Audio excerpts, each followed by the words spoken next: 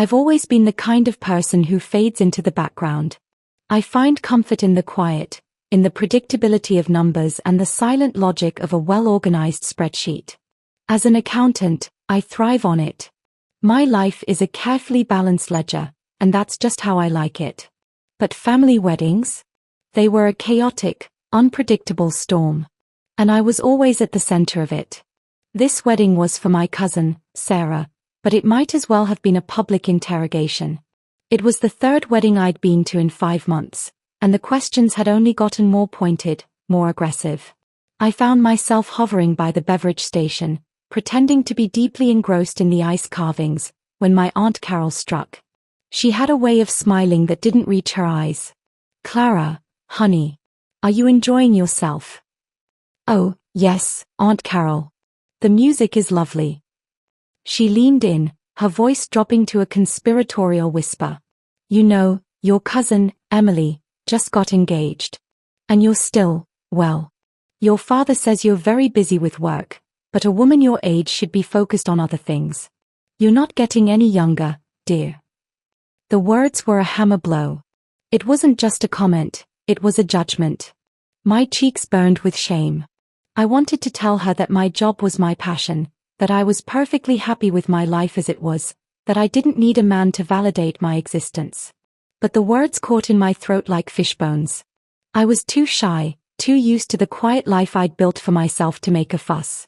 I just managed a tight-lipped smile and mumbled something about checking on my mother. I spent the rest of the night deflecting similar attacks. My Uncle Mark asked if my numbers game was more successful at work than it was with men. My grandmother, with a sigh, said I was a nice girl, just a bit of a late bloomer. Each comment was a small cut, and by the time the reception hit the dancing stage, I felt like I was bleeding. The final insult came from my own mother. She found me hiding near the buffet table, a look of tired sympathy on her face. "Sweetheart, why don't you talk to the DJ? Maybe he can play a song you like. Get you on the dance floor?" It was the suggestion that broke me.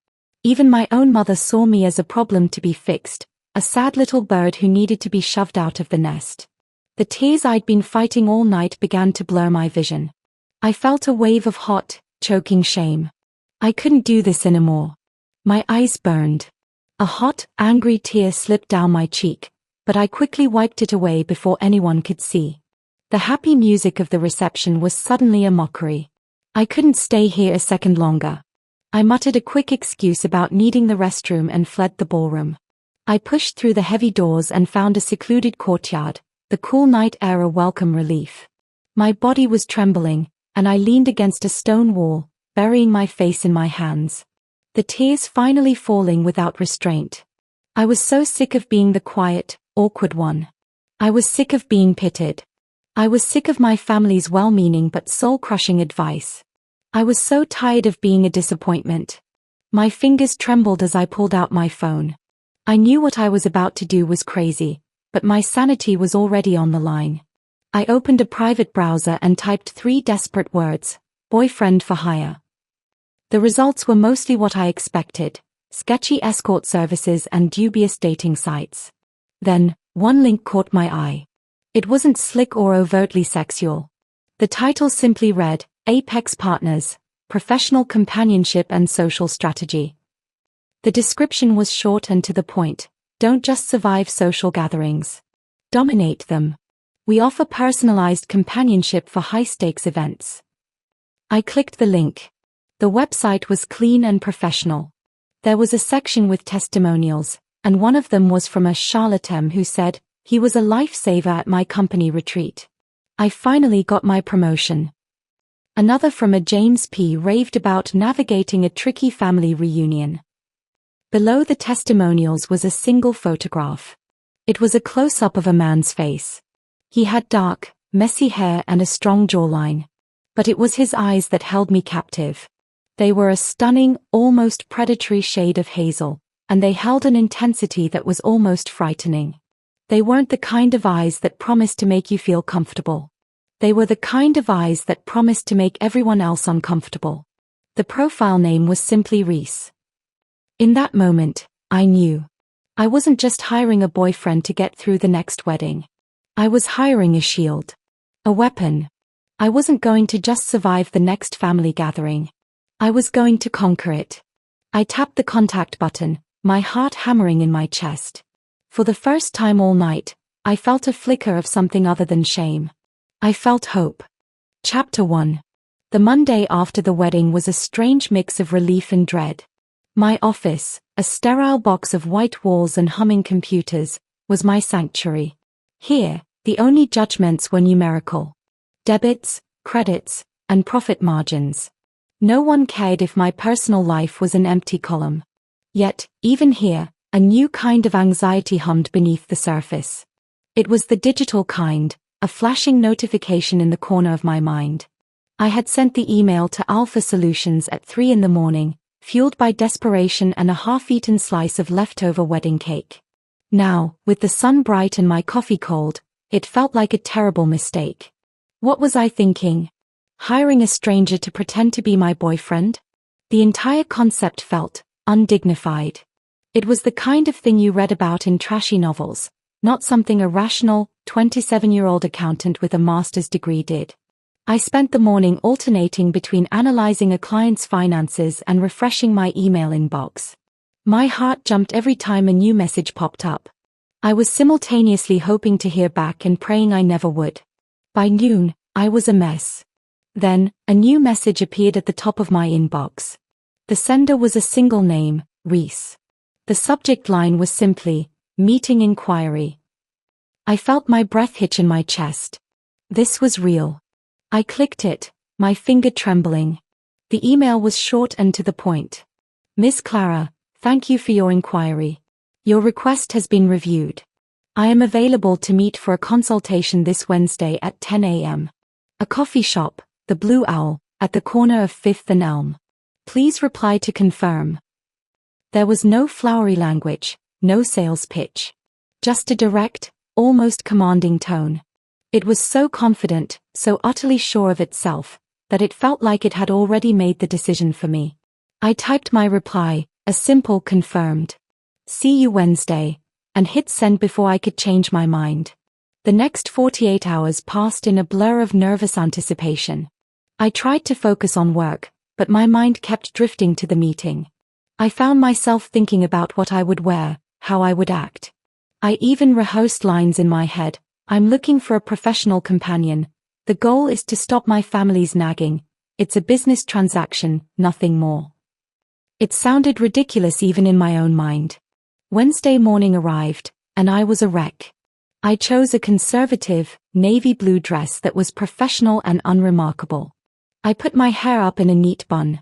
My goal was to be as inconspicuous as possible, to project an air of calm that I was very far from feeling.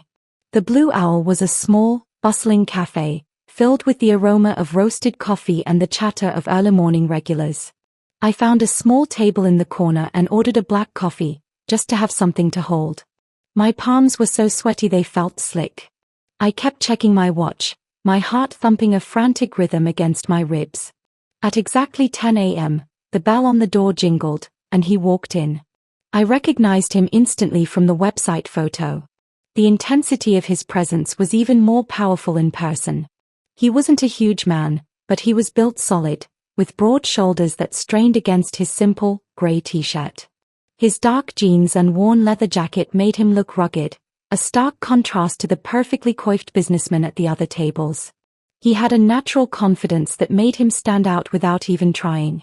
The crowd seemed to part for him, and a low murmur rippled through the cafe. He looked around once, his eyes scanning the room. When his gaze landed on me, it was like a physical jolt. My breath caught in my throat.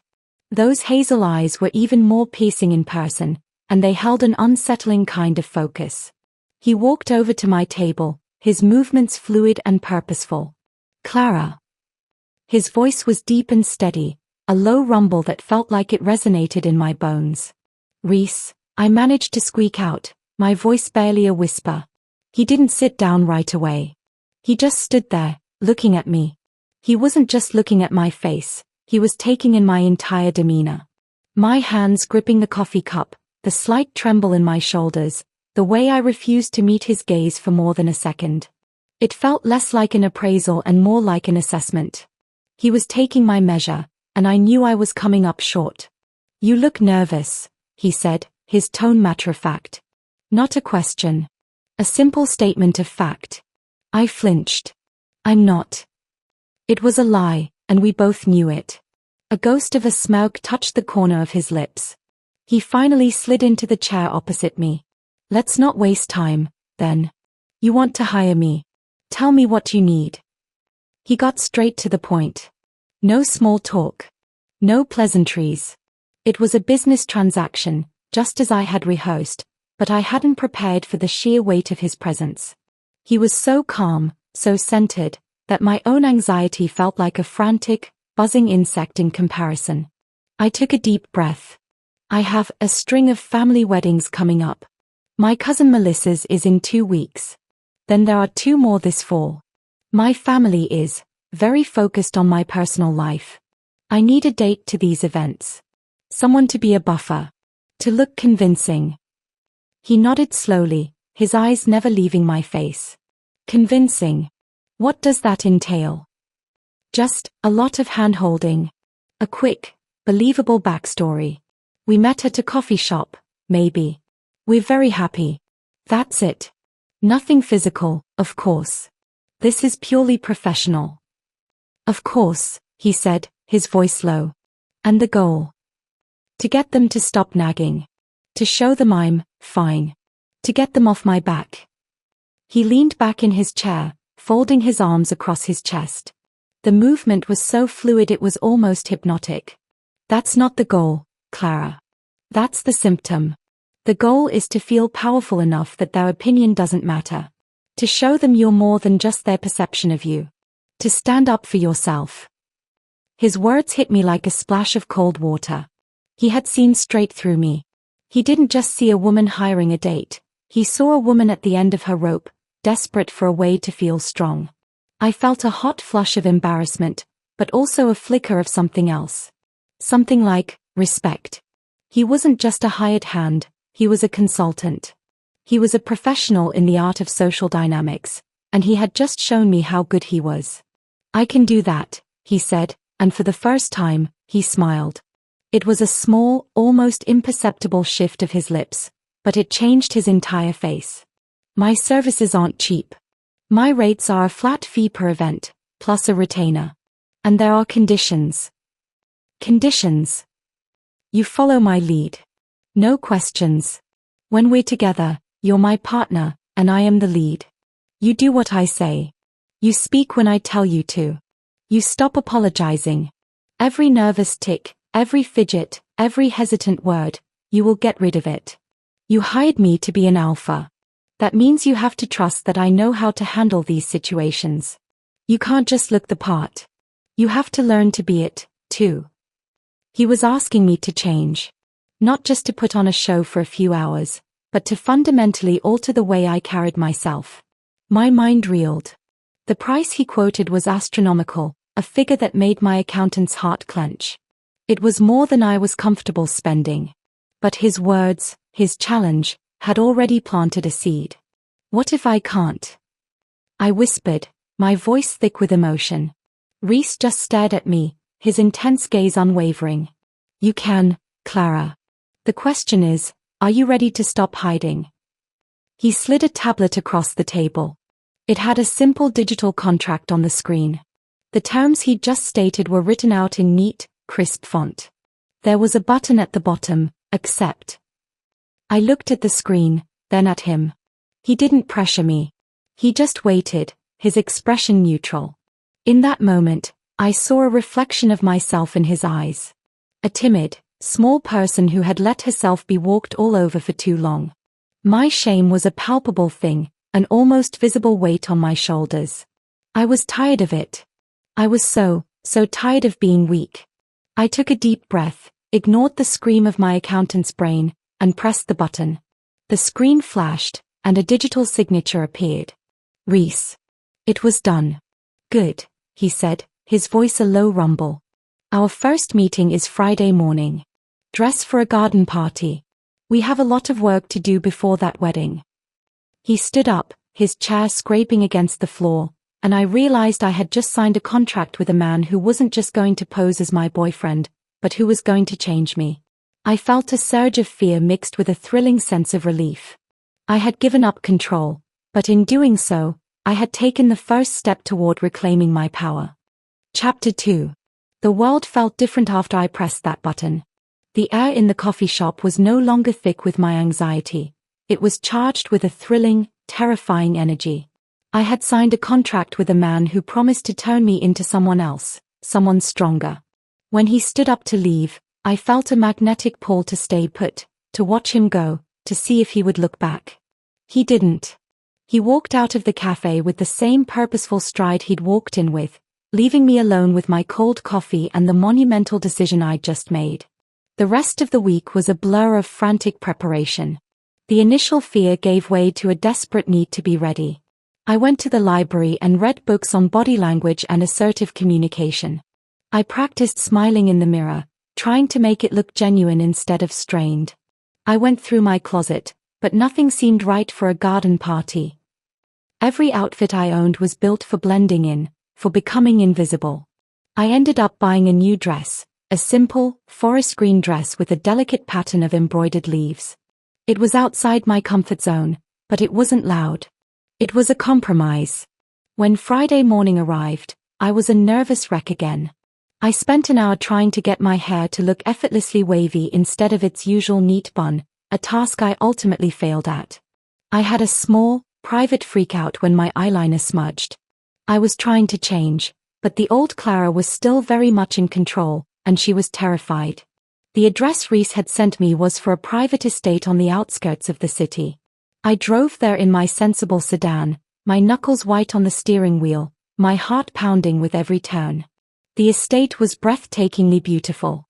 A sprawling, old manor house surrounded by manicured lawns and vibrant flower beds.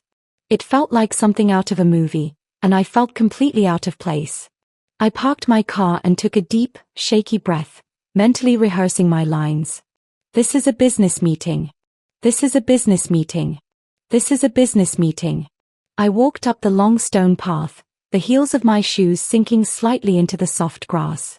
Reese was waiting for me at the entrance to the garden. He was wearing a simple white linen shirt, the sleeves rolled up to his forearms, and dark trousers. He looked relaxed, completely at home in this lavish setting. As I approached, I could see that his intensity wasn't just a part of his work persona, it was who he was. His eyes watched me with a focused intensity that made me feel like the most important person in the world, and at the same time, the most scrutinized. "You're here," he said, a statement, not a question. "I am," I said, my voice barely above a whisper. He gave a small nod, a hint of approval. "Good. We start now. This is a simulated wedding reception. You've just arrived with me. Your aunt, let's call her Carol, is headed our way. She's going to ask you about your life. You have 3 seconds to respond. You must look her in the eye when you answer. And no more than 2 sentences." I blinked, caught off guard. "But, this isn't real. Your family's opinion of you is. Your shame is. This is practice. You have to learn how to stand your ground, not just for them, but for yourself. Now, what do you say?" My mind went blank. The fear I had felt at the real wedding came rushing back. The pressure to come up with a witty, or even just a coherent, answer was paralyzing. I could feel my throat tighten. Reese stepped closer, his voice dropping to a low rumble that was just for me. "Breathe. Clara. Breathe. You're not a gazelle. You're a wolf. Stop running from them. Look at me." His eyes, those stunning hazel eyes, were steady and unwavering. I did as he said. I focused on his eyes, and the frantic pounding of my heart began to slow. "Good," he murmured. "Now, what do you say to Aunt Carol?" I would tell her that my work is wonderful," I said, stumbling over the words. Reese shook his head. "No. That's a deflection. It's what you always say. It's a retreat. Try again. Look at me. Pretend I'm her. I'm going to ask you about your life." He took on a different persona. His face softened, a saccharine sweetness I recognized all too well from my family. "Oh, Clara dear, still no man on the horizon? What are you waiting for?" The question, even in this staged moment, felt like a slap. My first instinct was to look at my feet. But then I remembered his words, "Look her in the eye." I took a breath. "I'm not waiting for anything. I'm building a life I love." The words felt foreign on my tongue. They were powerful, assertive. They were true, but I had never dared to say them out loud. Reese's face returned to its neutral, intense expression. "Better. But you still looked away at the end. You need to hold their gaze. Show them you mean it." We practiced for hours. We walked through the garden, and he would suddenly stop and tell me that Uncle Bob was approaching. He would give me a scenario, and I would have to respond. It was exhausting. He made me practice my handshake, my smile, my posture. He told me to stop fidgeting with my hair. He told me to plant my feet and not let them move, to hold my ground. At one point, he had me stand in front of a giant hedge and told me to scream. Just scream as loud as I could. I looked at him, completely bewildered. "What? Why?" "To get rid of the pressure," he said simply. "That's what's keeping your voice small. You're holding it all in. Scream, Clara. Scream for all the times you wanted to say something but couldn't." I was mortified. We were on a private estate, but what if someone heard? The thought of a gardener or a delivery person walking by and hearing a grown woman screaming in a hedge was too much. But Reese just stood there, his arms crossed, waiting. His gaze was a silent challenge. "Are you ready to stop hiding?" Slowly, reluctantly, I took a deep breath. A small, pathetic "ear" came out. He shook his head. "No. Louder. From your gut." I closed my eyes and imagined every moment of humiliation, every condescending comment, every pitying glance. The tears I had fought so hard to hold back at the wedding came back in a fierce wave.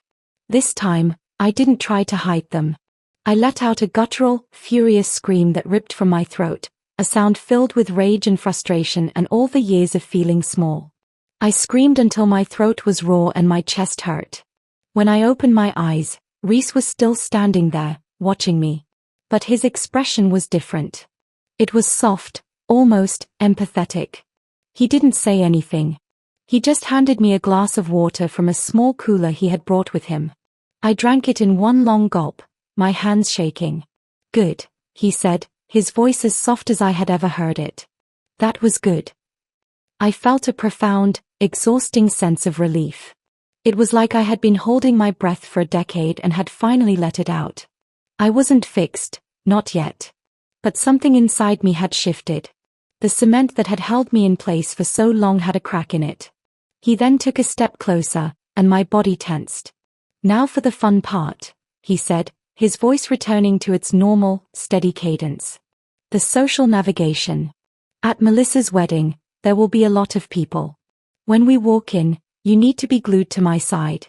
I will be your anchor. When someone approaches us, you will not speak first. You will let me handle the introductions. I will do most of the talking, but when I ask you a question, you will answer with a single, confident sentence. No hedging. No apologizing." "What if I forget?" I asked, a flicker of my old anxiety returning. He reached out and gently took my hand.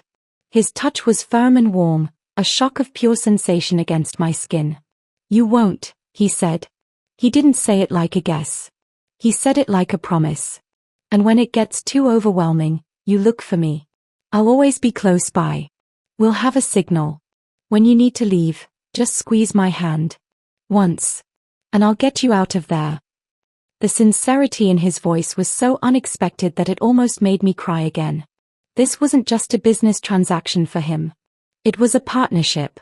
He wasn't just an alpha, he was a protector. And the way he was looking at me, holding my hand, for a moment, it felt real. The line between professional and personal blurred, and I felt a strange, thrilling warmth spread through my chest. The thought of walking into that wedding with him by my side, of not having to be alone, felt less like a fake performance and more like a lifeline. I was terrified, yes, But for the first time in my life, I wasn't just dreading the next wedding. I was ready to face it. Chapter 3. The 2 weeks leading up to Melissa's wedding were a whirlwind of preparation. Reese was a relentless teacher. We met 3 times a week, each session at a new, public location. A bustling art museum, a crowded park, a farmer's market. The goal wasn't just to practice our roles but to make me comfortable in uncomfortable situations. He would suddenly stop and point to a stranger, a woman with a child in a stroller, or an old man reading a newspaper on a bench, and tell me to go ask them for the time. It was a simple task, but it made my heart pound. The first time, I felt my face flush, but I did it. I walked up to a woman with a stroller and asked, "Excuse me, do you have the time?" She smiled and told me it was a little after 2. It was a tiny victory, but it felt huge. He also had me working on my posture. He told me to walk with my shoulders back, my chin up, and to stop looking at the ground. He said my gaze should be forward, as if I owned the sidewalk. "You're not a mouse trying to avoid a cat," he said. "You're a person taking up space. You have a right to be here, Clara." His words resonated deeply with me, a quiet truth I had never let myself believe. He was a man of few words, but when he spoke, I listened. He had an unsettling habit of knowing what I was thinking before I said it. During one of our sessions, as we walked through a park, I was lost in my own thoughts, replaying a particularly frustrating conversation with my boss. Reese stopped me. "You're doing it again," he said. "Shrinking. You need to tell him what you want, not what he wants to hear. You're good at your job. Don't let him make you feel like you aren't." It was uncanny. He wasn't just training me, he was seeing me. The night before the wedding, he met me at a small, upscale restaurant. This was our final lesson. We were to sit at the bar and talk, a final run-through of our fake backstory. He was the one who decided how we met. He told me he was a freelance security consultant who worked with high-net-worth clients, and I was an accountant who was auditing a company he worked with. It was plausible, just specific enough to be believable. He was wearing a dark button-down shirt that made his eyes look even more intensely hazel. As we sat at the bar, he leaned in, his voice a low, steady rumble. "Just remember what we practiced. I'll handle the introductions. I'll make sure everyone knows you're with me. If someone asks you a question, remember the 2-sentence rule. And if you get overwhelmed, you know the signal. Squeeze my hand, once, and we leave. No questions asked." I nodded, my stomach a fluttering mess of nerves. What if they don't believe us?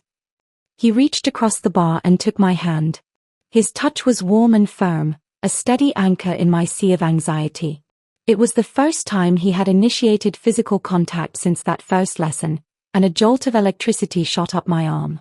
He intertwined his fingers with mine, a deliberate, possessive gesture. "They will believe us," he said, his voice laced with an unshakable certainty. "Because when we're together, we're a team. And they're going to see it." He squeezed my hand gently, and I squeezed back, a silent promise. The next day, as I stood in my hotel room getting ready for the wedding, I was a bundle of nerves. I had a beautiful dress, a pale green silk that flowed around my ankles, and I had done my hair and makeup carefully. But the fear was still there, a tight knot in my stomach. The old Clara, the one who wanted to hide in her apartment and never come out, was screaming at me to run. Then I remembered Reese's voice. "You're a wolf. Stop running from them." I took a deep breath, looked at my reflection, and for the first time, I didn't see a terrified accountant. I saw a woman who was tired of being a disappointment. I heard a knock on my hotel room door, and my heart leapt into my throat. This was it. I opened the door, and there he was, looking impossibly handsome in a tailored dark suit. He looked at me, his eyes sweeping over my dress, my hair, my face. His lips curved into a slow, appraising smile. "You look perfect," he said, his voice a low murmur. The compliment, so unexpected and sincere, made a warm flush spread through my chest. He didn't just say I looked good. He said I looked perfect. It was a small distinction, but it made all the difference. He reached for my hand, his touch firm and warm, and led me out of the room. As we walked through the hotel lobby, I felt it. The stares. The whispers. But this time, they weren't about me. They were about us. A perfectly dressed man and a confident woman, hand in hand. The old Clara would have shrunk into herself, but this time, with Rhys by my side, I kept my chin up and my shoulders back. I met their stares and held their gaze, a silent defiance in my eyes. When we walked into the ballroom, it was like a scene from a movie. My family was already there, a buzzing, glittering sea of familiar faces. The air was thick with expectation, and I felt the old anxiety creep up my spine.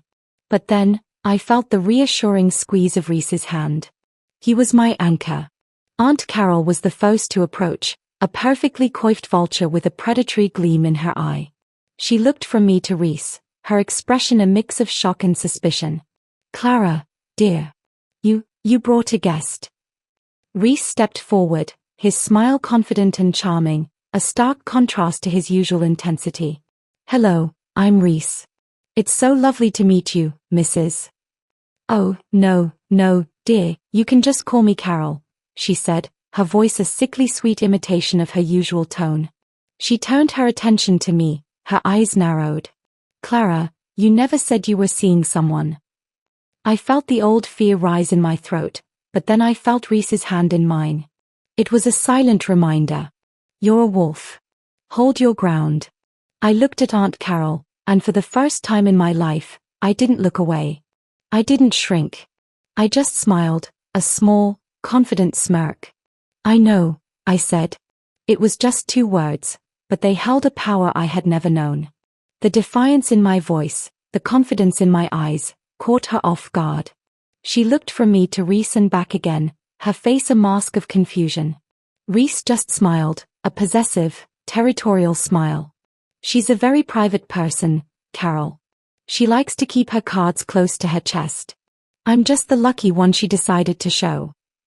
He had just perfectly summed up my entire life, and he had done it with a possessive, charming smile that made my Aunt Carol completely speechless. It was a victory. A tiny, perfect, beautiful victory. I squeezed his hand, once, a silent thanks. He squeezed back. For the first time, a family wedding felt not like a sentence, but like a game I was winning. And for the first time in my life, I wasn't just surviving. I was thriving. Chapter 4. The rest of the night was a blur of introductions and hushed conversations. Rhys was a master of social navigation. He had an uncanny ability to disarm my relatives with a single smile or a well-placed compliment. He would introduce me as my brilliant accountant or the one who keeps me honest, always making sure to emphasize my intelligence and value. My family, who were so used to me being quiet and deferential, didn't know how to react. They would look at me with new eyes, as if seeing me for the first time. My Uncle Mark, the one who had made the numbers game joke, was utterly charmed. He and Rhys spent a solid 10 minutes talking about the stock market, with Rhys asking me my opinion and me, shockingly, giving it. I felt Rhys's hand on the small of my back, a constant, reassuring weight that reminded me of what he had said. "You're a wolf. You belong here." I wasn't just surviving this wedding, I was enjoying myself. For the first time, I felt seen and appreciated for who I was, not for who I was supposed to be. And the more time I spent with Rhys, the more the line between our professional arrangement and something real began to blur. He wasn't just a hired hand, he was a presence. A steady, grounding force that made me feel safe. He didn't just tell me what to do, he showed me how to do it. He didn't just put on a show, he made me believe in the performance.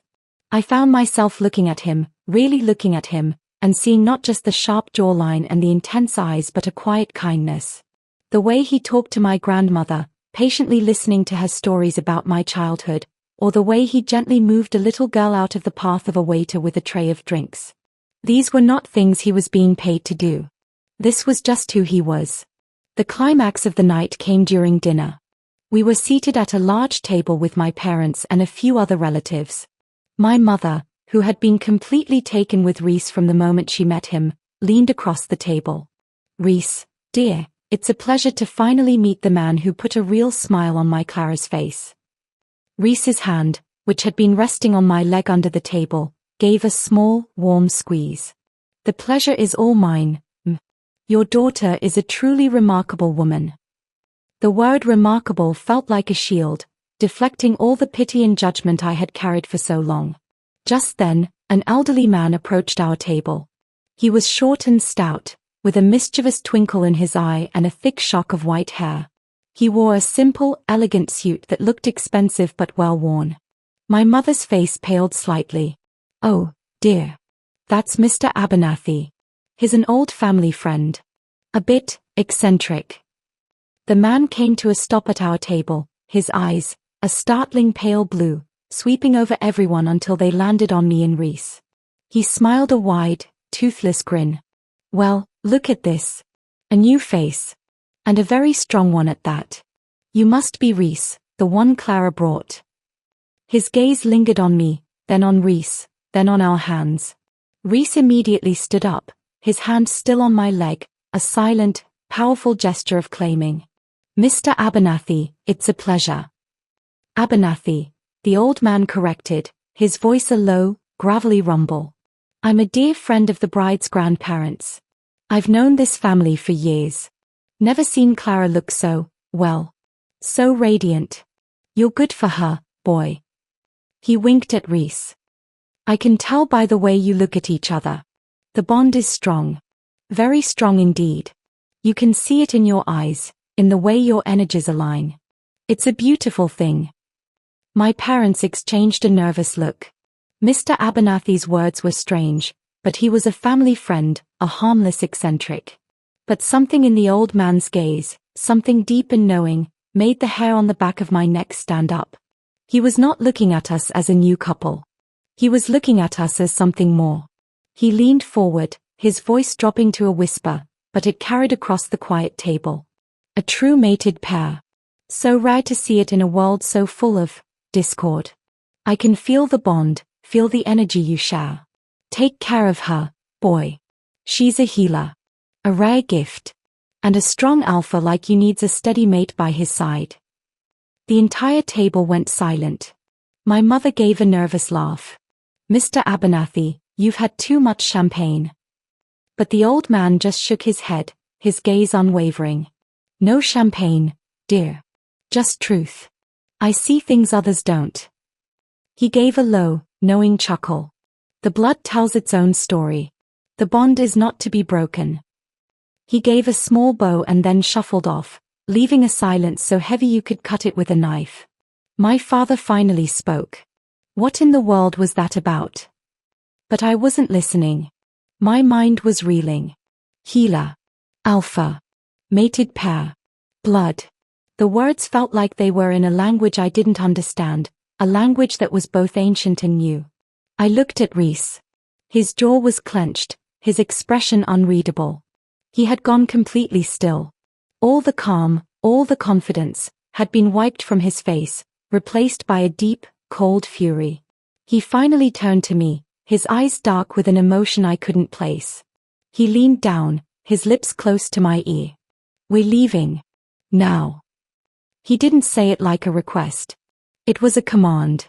And for the first time since I met him, I was terrified of what he was. Not a hired boyfriend. Not a consultant. Something else entirely. The warmth of his hand on my leg was now a brand, and the simple contract we had signed now felt like something far more complicated, far more dangerous. Chapter 5. The drive from the wedding venue was a silent, tense ordeal. Reese's hands were clenched on the steering wheel, his knuckles white. The charming, confident man from earlier was gone, replaced by a brooding, furious stranger. He hadn't said a word since he'd pulled me away from the dinner table. The quiet was more terrifying than any argument. I kept looking over at him, my heart hammering in my chest, a million questions swirling in my head. What did that old man mean? Alpha? Mated pair? Healer? The words were so strange, so fantastical, they felt like something out of a book. But the look on Reese's face was real. The look of a man who had just had a terrible secret exposed. The car seemed to be moving at a reckless speed, and I was too afraid to even ask him to slow down. Finally, we reached my apartment. He didn't pull into my parking space. He parked on the street a few houses down and shut off the engine. The silence was deafening. He just sat there, staring out the windshield, his profile a hard, unyielding line. "Reese," I whispered, my voice trembling. "What's going on? What did that man mean?" He didn't answer. He just let out a low, frustrated growl that made a shiver run down my spine. It was a sound that was not human. It was primal and full of suppressed rage. He turned to me then, his eyes burning with an unreadable emotion. They weren't just hazel anymore. They were gold. A flash of molten gold in the dim light of the street lamp. It was there for a second, and then it was gone, leaving me to wonder if I had imagined it. "He's an elder," he finally said, his voice a low, gravelly rumble.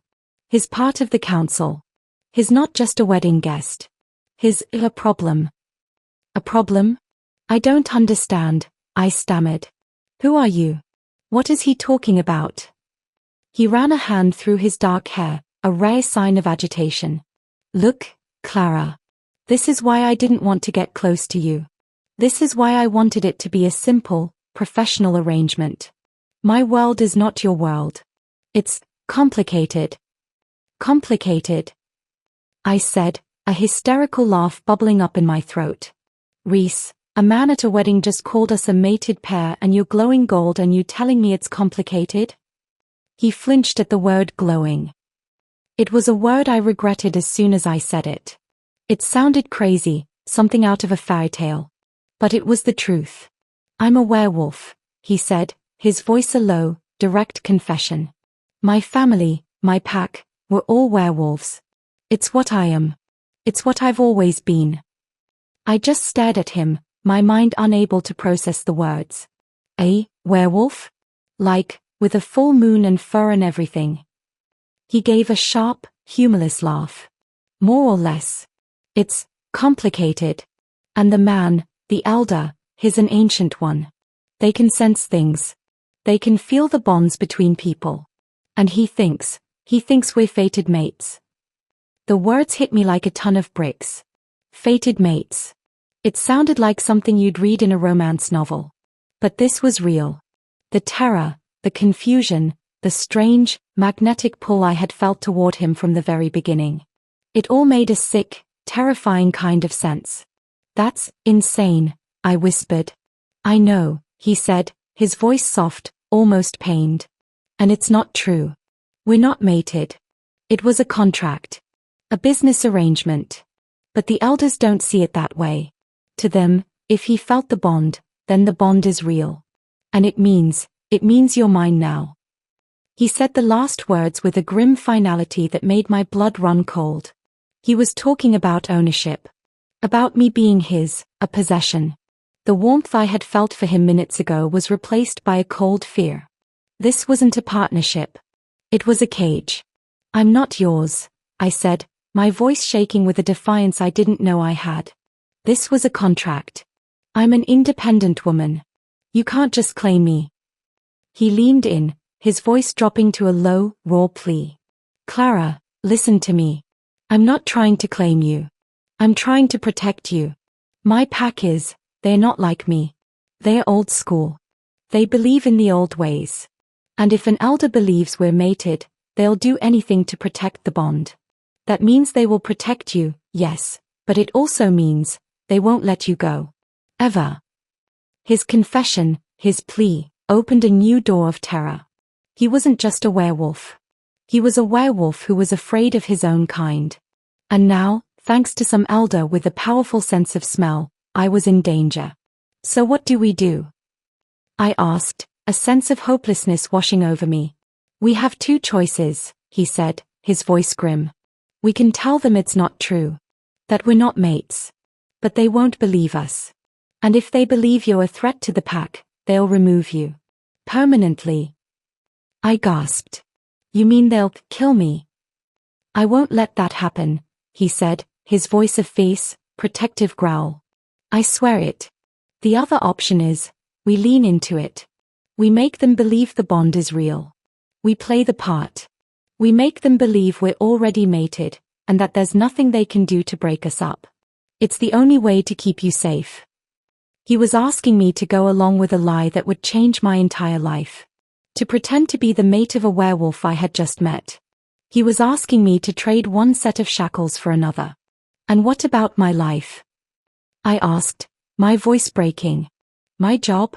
My family? My life? He reached out and gently cupped my cheek, his thumb stroking my skin. His touch was so gentle, so full of a pained tenderness, that it made my heart ache. Your life is with me now, he said, his voice a whisper. For a while, at least. Until I can find a way out of this. You and me. We're a team. Just like we practiced.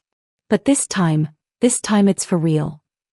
I looked at him, at the raw, vulnerable fear in his eyes. He wasn't just a confident alpha anymore. He was a man with a heavy burden, a man who was terrified. And in that moment, for the first time, I saw him not as a hired boyfriend, not as a powerful protector, but as a person who was just as lost and terrified as I was. And I knew, with a certainty that was both chilling and comforting, that our story was just beginning. And it was no longer a game. It was a fight for survival. Chapter 6. I didn't go home that night. I followed Reese to a secluded cabin deep in the woods, a place so far off the grid my phone lost service a mile away. It was a rustic, quiet place, and in the days that followed, it became my sanctuary and my prison. The world of spreadsheets and city traffic and family expectations felt a million miles away, replaced by a new reality of primal instincts and ancient beliefs. Reese was right. My life was with him now. We spent every waking moment together, a strange, intense intimacy born not of love, but of necessity. He wasn't just my protector, he was my teacher. He taught me about his world, the one he had tried so hard to keep me from. He told me about the packs, the alpha, beta, and omega hierarchy, the moon cycles that governed their strength, and the fragile peace they maintained with the human world. He told me that werewolves had a way of sensing their fated mates, and that sometimes, very rarely, a wolf's fated mate was a human. That these humans often possessed a special quality, a kind of intuitive healing ability that resonated with a wolf's natural resilience. He said that what the elder felt wasn't a lie. It was a truth he had spent his life ignoring. A truth he had hoped would never find him, because it meant a human like me would be dragged into a world she didn't belong in. My fear slowly started to turn into something else. It was still there, but it was mixed with a grudging respect, a quiet fascination. I learned to read the subtle changes in his moods, the way his eyes would flash gold when he was agitated, or the way his body would go still and silent when he was listening for something. He was an alpha, yes, a man of power and command, but he was also just Reese. A man who liked his coffee black, who had a fierce, protective streak, and a surprising gentleness when he thought I wasn't looking. We practiced our new roles relentlessly, our days filled with whispered conversations about my fake family life and his fake work. The line between what was real and what was pretend was a blurry, faded thing now. He would look at me and say, "Tell me what you think, Clara," not because he needed my answer for a script, but because he genuinely wanted to know. I found myself speaking my mind, offering opinions, asking questions. He had forced me to stand up for myself, and now, without even realizing it, I was doing it on my own. The emotional hook he had sold me on, the one about him teaching me to live unapologetically, was no longer a tagline. It was the truth. He was teaching me to be a woman who wasn't afraid to take up space, a woman who had a voice, and a woman who wasn't afraid to be seen. The turning point came one evening. We were sitting by the fire, a comfortable silence stretching between us. I was reading a book, and he was staring into the flames. I felt his gaze on me, and I looked up. His eyes were soft, unguarded. "I'm sorry," he said, his voice a low, rough whisper. "I'm sorry I pulled you into this. I never wanted this for you." My heart ached. I knew he was telling the truth. He had been a hired weapon, a social shield. He was never meant to be my protector, my teacher, my partner. The thought of losing this fragile, dangerous thing we had built was more terrifying than the thought of his pack. I closed my book and moved to sit on the rug across from him. "I know," I said, and for the first time, I felt the courage to tell him the truth. But you didn't just drag me into your world. You gave me back mine. You gave me a voice. I'm not just an accountant who hides in the shadows anymore. And I don't think I want to be. He reached out and gently took my hand, his thumb stroking the back of my palm. His touch was so tender, so full of a quiet understanding, that a tear slipped down my cheek. We'll get through this, he said, his voice a low, firm promise. Whatever it takes. We'll get through it. Together. I squeezed his hand, and for the first time, the touch wasn't a signal for help, and it wasn't a professional gesture. It was a silent conversation. A confirmation of a bond that was no longer pretend. It was a promise. Weeks later, the call came. An elder from the pack, a woman named Maeve, had requested a meeting. It was time to put our plan into action. We dressed in our finest clothes, the ones we had worn to the wedding, and drove back into the city. We were a different couple now. Not just a man and a woman who were pretending. We were a partnership forged in desperation, a bond strengthened by a terrifying secret and a deep, unexpected understanding. The meeting was held in a private, elegant office. Maeve was a stunning, imposing woman with eyes as old and wise as the earth itself. She looked at us, her gaze sweeping over our faces, our bodies, the space between us. I felt her power, her quiet scrutiny. The elder, Alaric, has spoken, she said, her voice a soft, steady hum. He has informed us of the bond between you two. He says it is strong. Ancient. He says it cannot be broken. Rhys stepped forward, his hand on my back, a silent testament to his ownership. He is correct. We are mated. The bond is true. Maeve looked at me, her gaze piercing. And you, human? Do you feel it? I looked at Rhys, at the man who had torn my world apart and rebuilt me, piece by piece. My hand was in his, and I squeezed it, once, not to signal for help, but to give him strength. I looked at Maeve and gave her a small, confident smile. The old Clara, the one who would have cowered and stammered, was gone. I feel it, I said, my voice steady and strong. It's real. Maeve's eyes, as old as time, held mine for a long moment. She didn't look for an answer. She looked for a truth. And she found it. The bond between us was not a lie. It was a truth we had discovered together, a truth that had been forged in the most unlikely of circumstances. The fake relationship was over. But the love story, the real one, had just begun. The next family wedding, my cousin James's, was a different affair entirely. Rhys and I walked in, our hands linked, and the air was not thick with judgment but with a genuine, quiet awe. My Aunt Carol, for the first time in my memory, didn't ask a single question about my personal life.